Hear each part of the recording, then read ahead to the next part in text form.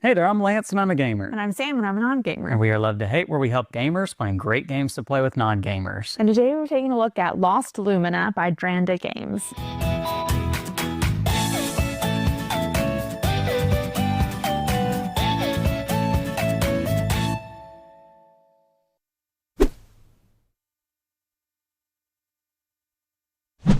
Lost Lumina is a two-player game that is on Kickstarter right now, so make sure to check out the link down below in the description of this video to check out the campaign page to back this game while it's still running.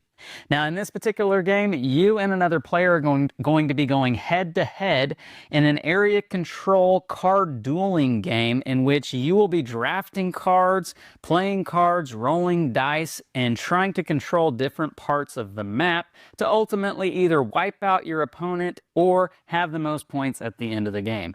Let's go down to the table where I'll show you how this one plays, and then we'll come back and share thoughts on it as a gamer and non-gamer. All right, I have Lost Lumina on the table. Let me show you all this area control two-player game. I do want to make sure you understand that everything that you see here is prototype, so the final artwork, components, maybe even some of the rules might change once it's released from crowdfunding. That being said, what you have here for components, you have this central board that is going to have the area map that you will be battling over. You do have two sets of meeples. You've got the pink owls, and these are painted. And you've got the brown raccoons, it looks like. I believe that's what those are. And you've got lots of cards. Let me give you an idea of what the card artwork looks like. Very nice. Love the artwork, love the look to this game. And you are also going to have dice. Now, these dice are normal D6 dice, but as you can see, they're translucent, have some speckles in them. Check out the campaign page. Again, I'm not sure what might change here with these prototype components, if anything. I'm not sure. So anyhow, how this game is going to work, it's a very simple game. You will start with phase one. There are two phases to the game. In phase one, you are going to deal each player 2 cards. So these might be the 2 cards I get, and then my opponent would get 2 cards.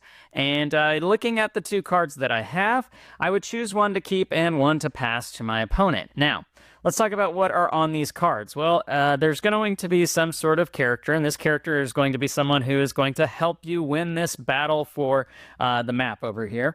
And there are going to be 2 numbers over here on the top left. The top number is the battle points, the battle value. The bottom number is the action value. We'll come back to what those 2 things mean here in just a second. There's going to be an ability on the bottom of the card, and the icons down here will tell you when this ability will activate. The eyeball ability is the first thing that will happen. So this card right here would activate before anything else really happens when you play it during a battle. You're not going to play all of these cards during battles. Some of the cards are going to have lightning bolts on them. That would happen after the eyeball. Some cards are going to have dice on them, which means you'll activate it after you've rolled dice. Then some will have a sword icon on them, and that will happen as the battle is happening. And then some will have a finish line flag on them, and that means that card will activate after the battle is already done. So taking a look at Orly right here, Orly's got a battle value of 8. 4 action points, and its ability is going to activate after you've rolled dice, and this particular one says that if you are the defender, you get to roll 1 additional die. So, I'll explain what that means here in just a second. So I would choose one of these 2 cards to keep for myself, placing it face down in front of me. Maybe I pick Tanilla here, placing it face down in front of me, and I would hand Orly over to my opponent, and they would be doing the same thing. This is simultaneous. Maybe they give me this card over here, and they keep this one for themselves, and we would repeat that process, each getting 2 new cards dealt to us, and we would keep doing this till we have 10 cards in hand. So I'm just going to go ahead and take 10 cards in hand to give you an idea of what phase 2 in this game is going to look like. So I've got 10 cards here. Now, we would decide who is going to be the first player, who's going to be the second player. Whoever is going to be first player, they're actually only going to get 2 meeples out on the map. The other player will get 3. And starting with the player who is going to actually go second in the game, they will place one of their meeples out on the map. Let's take a look at the map real quick. The map is divided into 3 regions. You've got this region up here. You've got this region in the middle, and then you've got this region on the bottom that swings over to the right. Each region also is divided up into 3 areas, and I know this is kind of hard maybe to see these dotted lines, but here is an area right here with this dotted line dividing it from this area right here, another dotted line dividing it from this area over here. And there's an area here, here, here. We've got one here, this area up here, and then this area right here. So there are 9 areas in total in this map with 3 different regions. And so we'll just say here that the pink owls, they're going to place out one of their meeples first, and maybe they decide to go right in the center. Then it would be my turn. I would place one of mine, and I'll go right here, back over to this player. They will place another one right there, back over to me, and, I'm going to go right here. I'm going to try to own this forest region, whereas the owls, they're going to double up right here. And now, with the boards completely set up, I would get to go first playing one of my cards because I have fewer meeples out on the map. Now, the first card that you play is going to be played using it for its action points. So maybe I choose this one right here, which gives me 4 action points. I would ignore everything else on the card. I am simply playing it for its action points. I'll play it right here, the discard pile right here. And I have 4 action points to use. Let's cover what those action points let me do. It's very simple.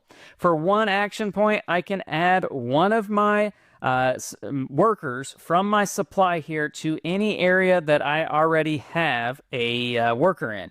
So I could add it right here, or I could add it right there. And maybe I leave it right there. That was 1 action point, and I can keep doing that over and over again. 2 action points, and let's just go ahead and say 3 action points.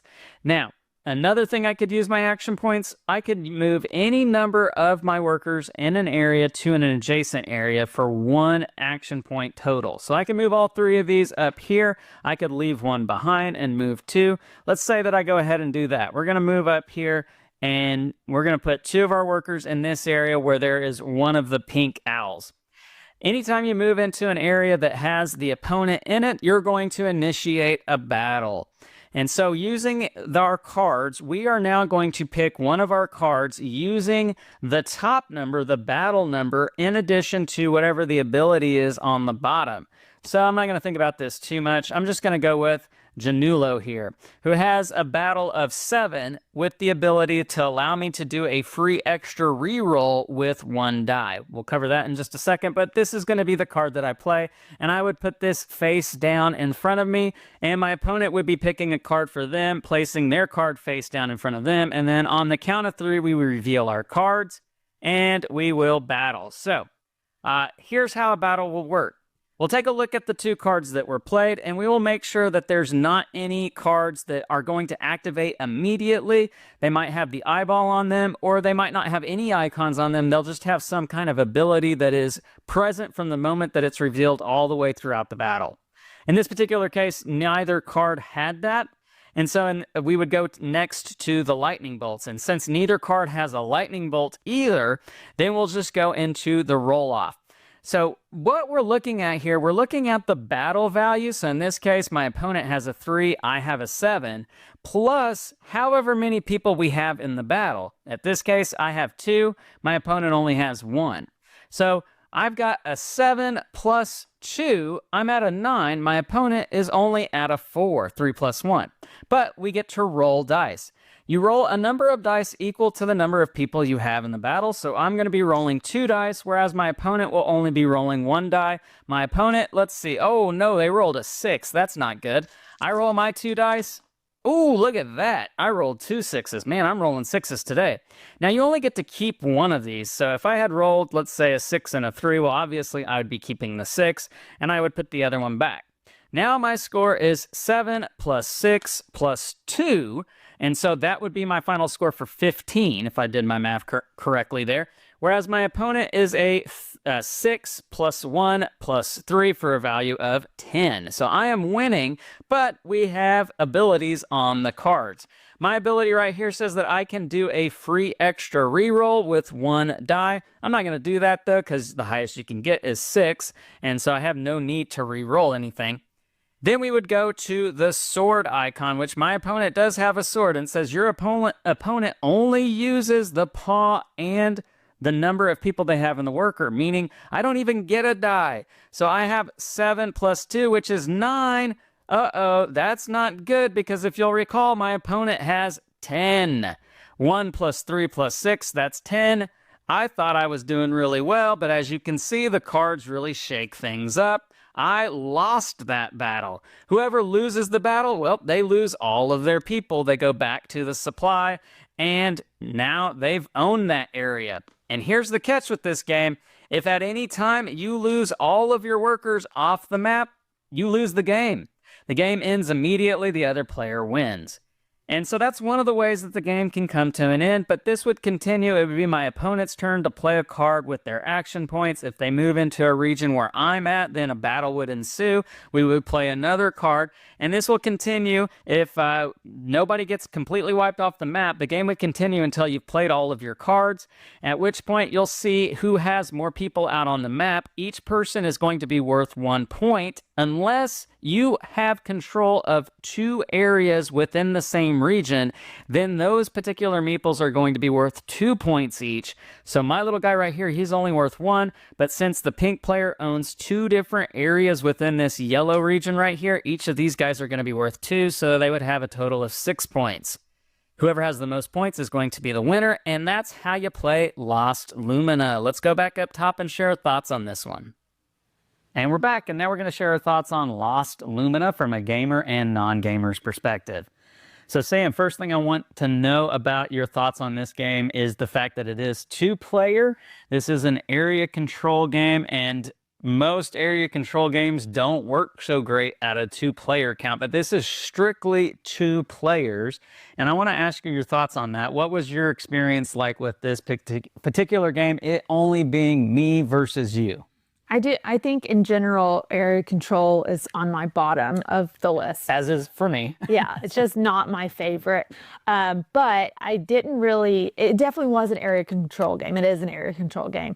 But because of the size and the lack of area, because there's only 2 people, it didn't feel as intimidating as most area control games feel. Most of them are large and kind of war-based, and it just feels very overwhelming. I think this is a really good starting point to see if someone may like to move up the area control ladder. So I didn't think of it as an area control game, even though it very much is. I 100% agree with that. And for me, I feel like the area control is just something that's there to bring out the fullness of the card play, because it really is a card game. Yeah. And rolling dice with that, you know, to have battle influence and whatnot. But where this game really shines is in the card play, because there is some very clever mechanics with the card play. The area control aspect of it does make it feel like more than just a basic card game. For sure. So let me ask you your thoughts with the card play and the different ways that the cards can kind of be manipulated, the battles can be manipulated.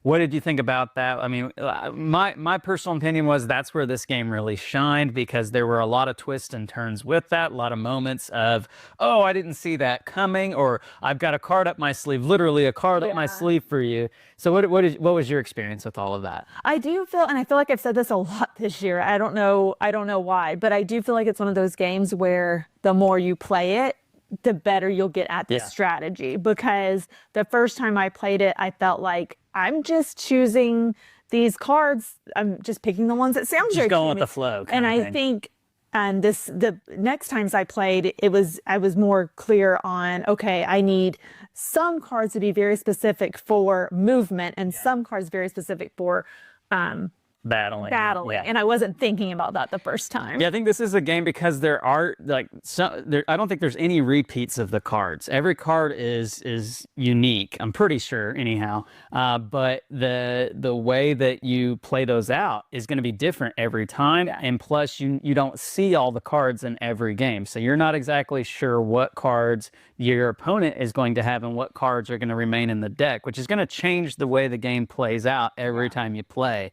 So there's some really good replayability in that. But aside from that, it's just simply the strategy aspect of it all, of trying to, because you know what half of the cards your opponent's going to have because you give them those half, and so you're just waiting to see them play those 5 cards plus what 5 cards they have that you don't know. And that's a nice little twist, I feel like, because every time you play a card, you're kind of like, I don't know what they're gonna do. Gave me this card, don't you remember? I was like, no, I'm just looking at the numbers. I don't remember. And so you kind of pay a little bit more attention next time at what the cards, the ability at the bottom. abilities. Because the first time I was like, I'm just looking at numbers.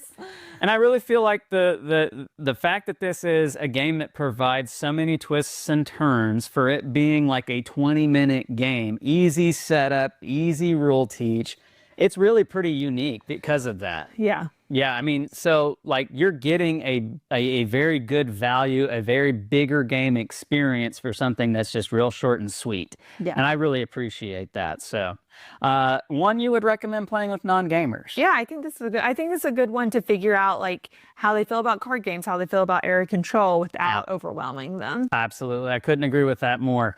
The game is Lost Lumina. It is from Dranda Games. And again, it's running on crowdfunding right this minute. So watch this video, click the link down below in the description of the video, go back this particular game. And while you're down there, leave us some comments. Let us know what you think about Lost Lumina. Make sure to like and subscribe and push that bell button so you get notifications of all our new content. I'm Lance. I'm Sam. And we are Love to Hate, where we bridge the gap between gamers and non-gamers. We'll catch you next time.